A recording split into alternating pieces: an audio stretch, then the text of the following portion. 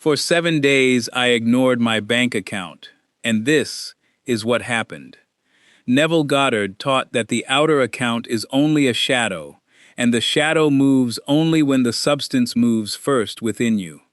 There is a verse tucked into the 11th chapter of Mark, and it reads, "What things soever ye desire, when ye pray, believe that ye receive them, and ye shall have them." That is Mark chapter 11, verse 24. And Neville Goddard would stop you right there and say, "Do you see it? The verse does not say believe you shall receive. It says believe that ye receive. Present tense, already done, already yours. And if you are checking your balance every hour hoping the numbers have changed, you are believing in receiving someday, not believing that you have received now. And that single shift in tense is the difference between a prayer that wanders forever and a prayer that finally lands. So many of you have tried affirming abundance while still treating the account as the final judge of your worth. And I want you to know you are not alone in that. Almost everyone begins there, but the shadow cannot move until the substance moves. And the substance is your assumption, not your circumstance there. So let us plant the seed the right way, right now, in the present tense, as though it is already so. Say it with me. I am provided for. I am at ease. Imagination creates my reality. Again, I am provided for. I am at ease. Imagination creates my reality. And if you would like tomorrow's teaching to find you the same quiet way this one did, let this be the moment you subscribe to the channel. Before we go further, if something in you just went still while you said those words, type the 2 words "it's done" in the comments below, and let it be your seal on what you have just assumed. The first key is, the bank account is not your enemy, and it was never asking you to be foolish. It was never asking you to bounce a check or pretend the world does not use numbers. What it was asking you to relinquish is your worship of it. For 7 days, you stopped treating that little glowing app like an oracle.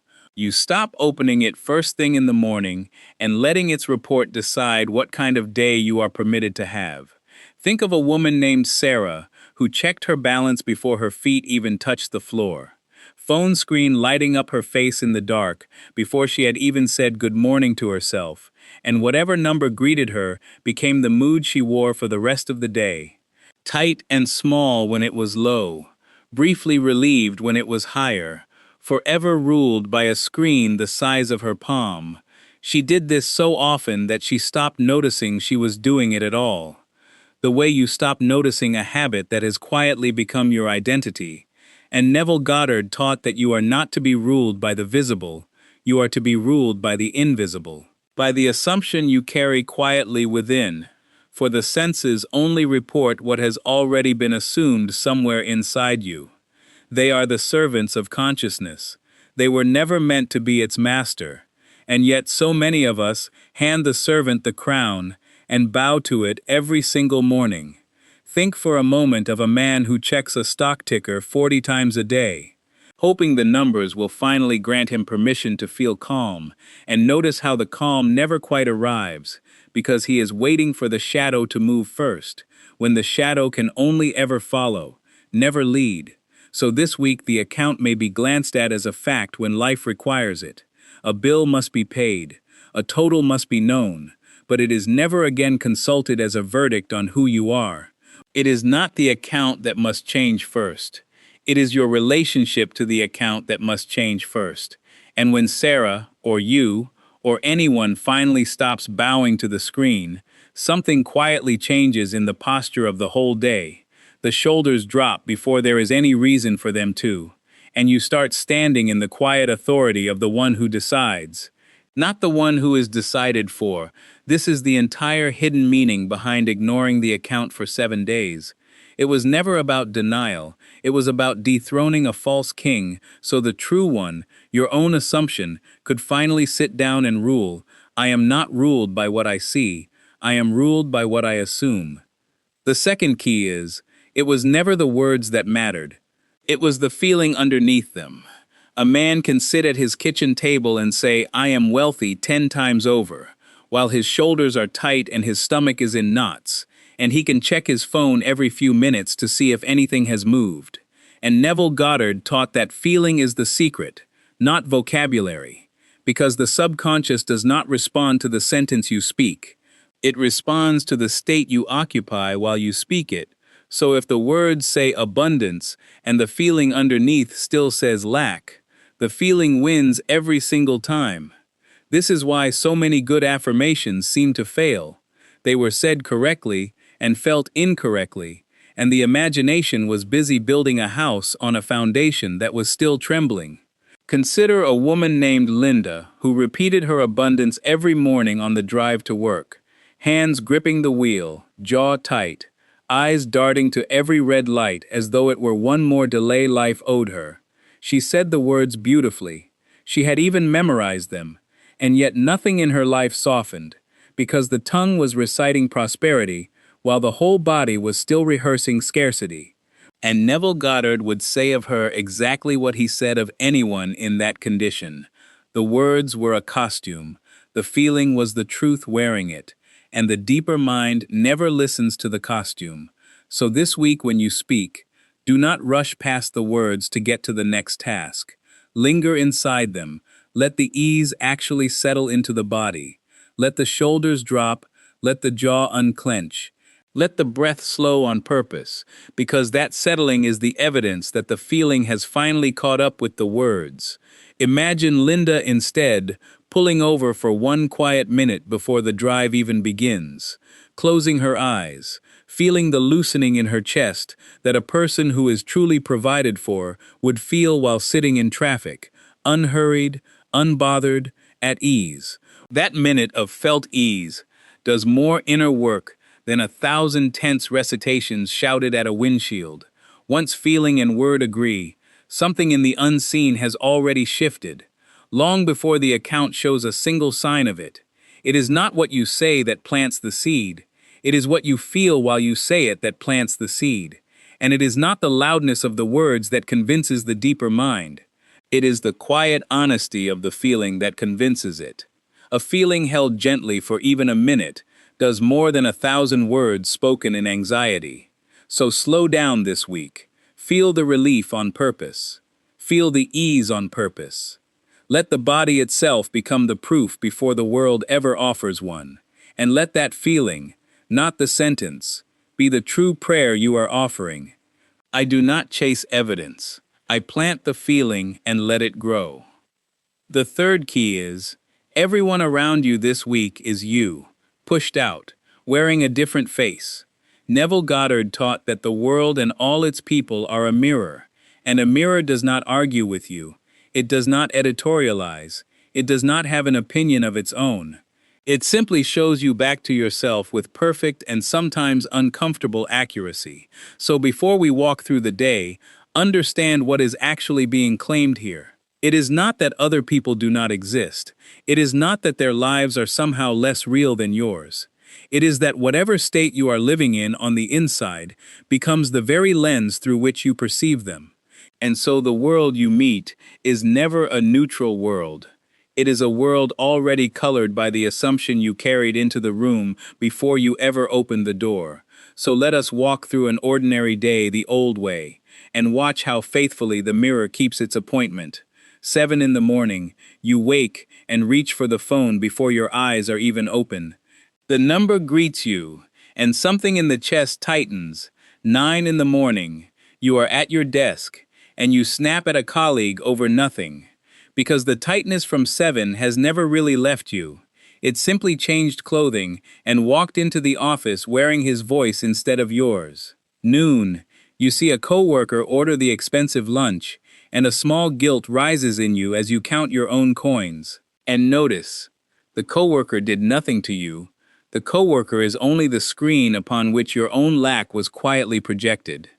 3 in the afternoon, an ad for a vacation slides across your screen, and a flicker of resentment passes through before you even notice it arrived. 6 in the evening, a friend mentions their raise at dinner, and envy brushes past your heart uninvited. And you may even manage a polite smile, while something smaller inside you shrinks. 9 at night, you scroll and see someone's new car, and the gap between you and them feels a little wider than it did this morning. And here is what must be seen clearly. None of that was the world attacking you. Every one of those moments was your own inner state, returning to you wearing a stranger's face. The short colleague, the expensive lunch, the vacation ad, the friend's raise, the stranger's car. None of them are separate from you. They are you, pushed out, dressed differently, speaking a different name, but carrying your own assumption home to you like a letter you yourself had sealed and sent that morning without knowing it. Now think of a man named David who spent an entire year believing his coworkers were cold and competitive. He braced himself before every meeting, he read slights into silences, he collected proof of how unkind the office had become. And one autumn he finally grew tired of defending himself and simply let the bracing go. He stopped assuming coldness before he ever walked through the door. And within weeks, without a single person being told anything, the very same office began to feel warmer. The same faces that once seemed sharp now seemed simply tired and human. And David could not explain it except to say that something in him had changed first, and the room had only followed. This is the mirror obeying its nature. It cannot show warmth to one who assumes cold, and it cannot show cold to one who has quietly stopped assuming it. So once you see this, you stop trying to rearrange the mirror, and you finally turn to rearrange yourself. Because the reflection cannot change, while the one standing before it stays exactly the same. No amount of asking the mirror nicely will alter the face already looking into it. It is not other people who are difficult. It is the state you are standing in that renders them so. It is not the world testing you. It is your own assumption returning to you in disguise. And once you know the mirror for what it is, you stop arguing with your reflection, and you start, quietly and without announcement, changing the one thing that was ever truly yours to change. The fourth key is, the day is not finished simply because the clock has moved on. Neville Goddard taught revision, the quiet art of returning to a scene that did not sit well, and living it again the way you wished it had gone. And he taught it not as a nice idea to consider, but as a nightly discipline, as real and as necessary as brushing the dust from your hands before you touch something clean. Think of a man named David who came home most evenings, still gripping some small wound from the day. A cold word from a manager, a bill that arrived heavier than expected, a glance at his balance that left a knot behind his ribs. And for years he did what most people do. He replayed those moments exactly as they happened, again and again, sharpening them each time, until the wound was carved so deep it greeted him before his own children did, and Neville Goddard would say, "Look closely." David was not remembering the day, he was recreating it, feeding it fresh life each night with the very same imagination that could have healed it instead. So pause for a moment now and pick one real moment from today, perhaps a sharp word from someone, perhaps a moment you felt small over a bill, perhaps a glance at that account that left you uneasy, and tonight, before you sleep, you are going to replay it, but not as it happened, as you wished it had happened. If someone was cold to you, imagine them warm. If you felt short of funds, imagine yourself calm and at ease in that very same scene. You are not lying to yourself when you do this. You are correcting the record before it hardens into permanent stone within you, because an unrevised day is simply accepted as final fact, filed away as evidence against you, while a revised day becomes raw material, reshaped by the very imagination that first gave it its power. This is not pretending the day did not happen. It is refusing to let the day have the final word over who you are. And here is the deeper turn of it. Every day you leave unrevised becomes a brick in the wall of your self-concept. But every day you gently revise becomes a brick removed. So the practice is never really about one bad moment. It is about which version of your life you are quietly asking your imagination to store as true. Do this quietly tonight with the one moment you chose. Feel it settle into something gentler, and notice how much lighter you feel carrying a revised day into sleep rather than an unrevised one. It is not the day that decides who I decide who the day was for me. I revise the day until the day agrees with me. The fifth key is, the state you fall asleep in is the state that governs your tomorrow. And this is the deepest teaching Neville Goddard ever gave. So let us walk through it slowly, unhurried, in several turns, because this one key alone could carry your whole life if you let it first. Consider the drowsy state itself, the moment just before sleep when the body has grown heavy, but the mind is still faintly awake. Neville called this the state akin to sleep. And he taught that in this narrow doorway, the conscious mind grows quiet enough that whatever you place in the imagination sinks in without argument, without the usual resistance of the reasoning mind, standing guard at the entrance.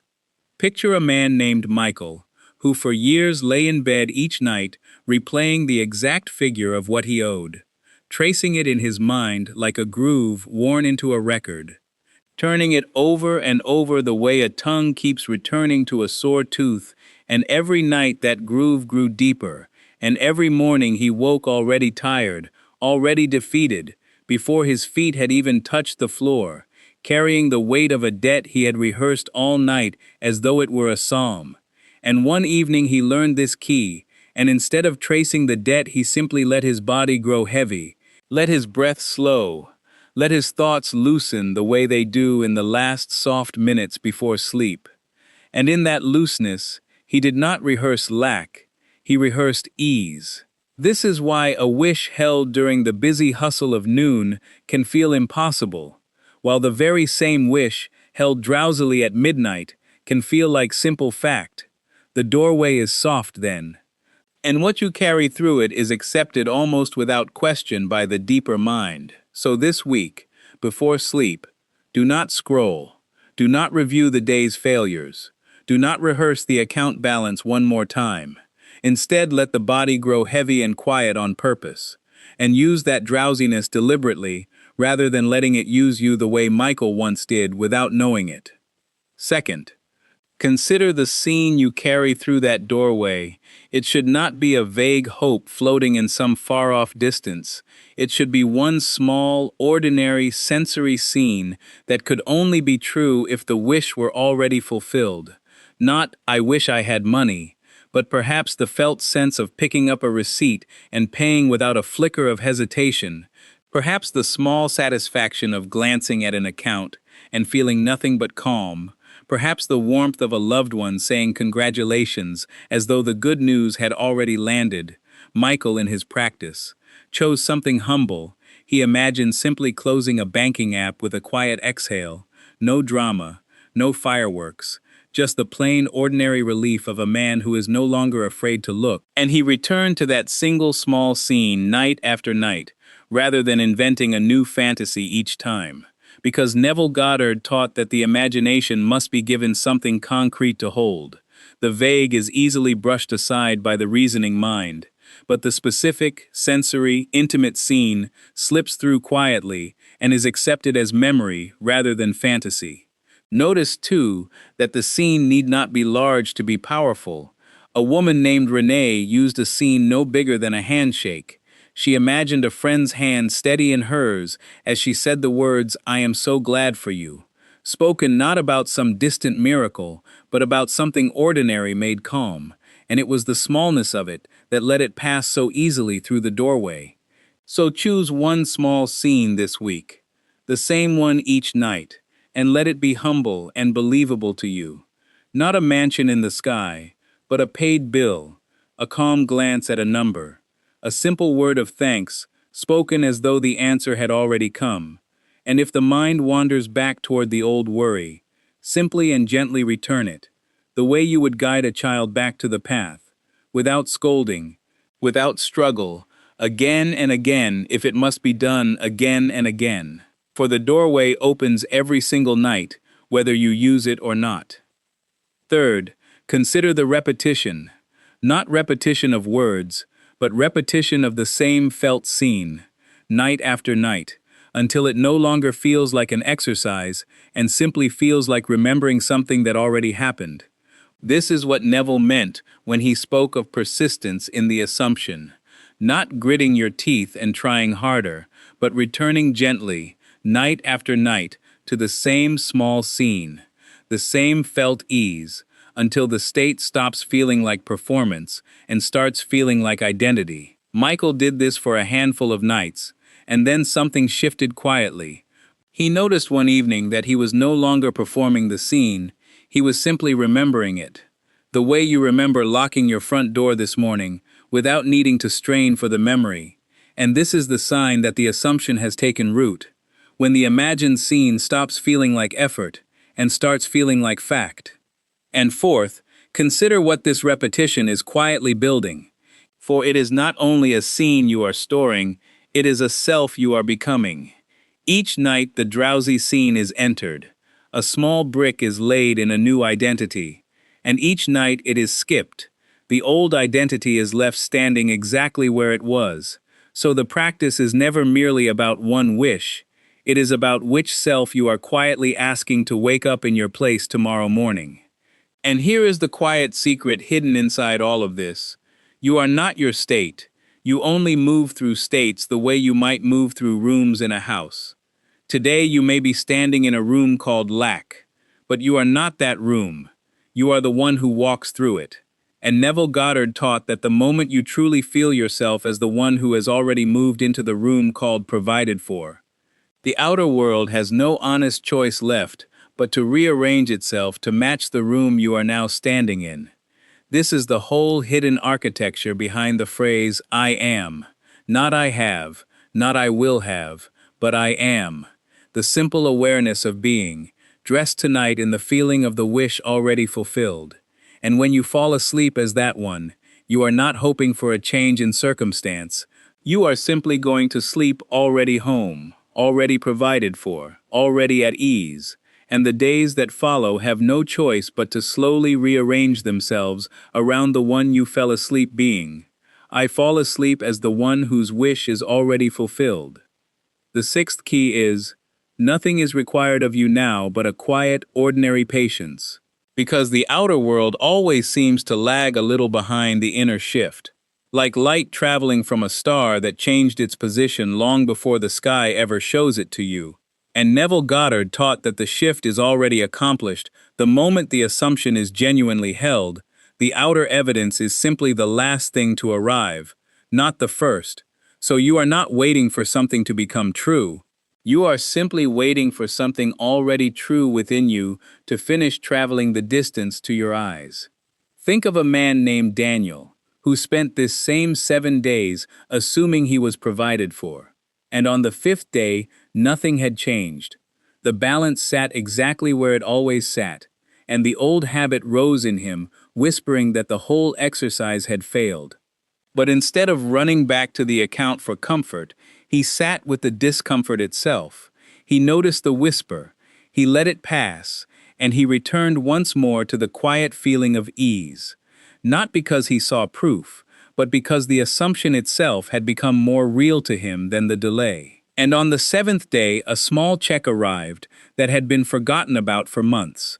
Not enormous, not dramatic, but unmistakably timed. And Daniel understood then that the check had not been created on the 7th day. It had been released on the 7th day. The substance had shifted long before. The shadow simply needed its 7 days to catch up. This is why persistence matters more than intensity.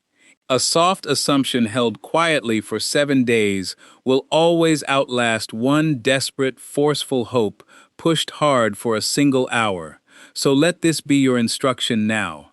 Not to check anxiously for proof, not to measure your faith by how fast the world responds, but to rest in the state as though the proof is only a formality still making its way toward you. A letter already sent, already written, already true, simply walking the distance between the unseen and the seen. It is not delay, it is distance, and distance always closes for the one who stays steady. The star did not fail because the sky was slow to show it, and neither have you failed because the account has not yet caught up to the assumption you now quietly carry.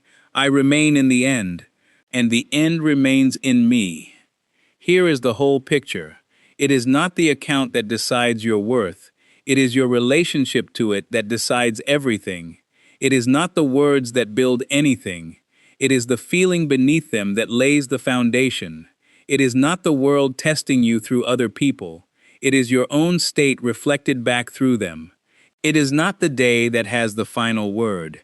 It is your willingness to revise it that does. It is not effort at noon that moves the unseen. It is the state you carry gently into sleep that moves it. And it is not evidence you are waiting for. It is only distance quietly closing. And when you look closely, you see, these were never 6 separate keys. They were 6 turns of the very same key. The recognition that you live inside states, and you are never the state itself. You are always the one who decides which room to stand in.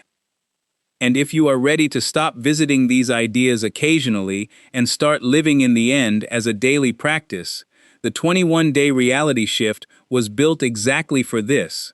A gentle guided path that walks you each day through assumption, feeling, revision, and the state akin to sleep, so that living in the end becomes less like an exercise and more like simply who you are. It is available now for a modest one-time gift of $27, fully covered by a 30-day guarantee. So there is truly nothing to lose in trying it. You will find the link in the description below this video. So let us close the way we opened. Say it once more with me in your heart. If nowhere else, I am provided for. I am at ease. Imagination creates my reality. And for 7 days you looked away from the glowing little screen and toward the quiet room within, where the true account is always kept. And this, gently, is what happened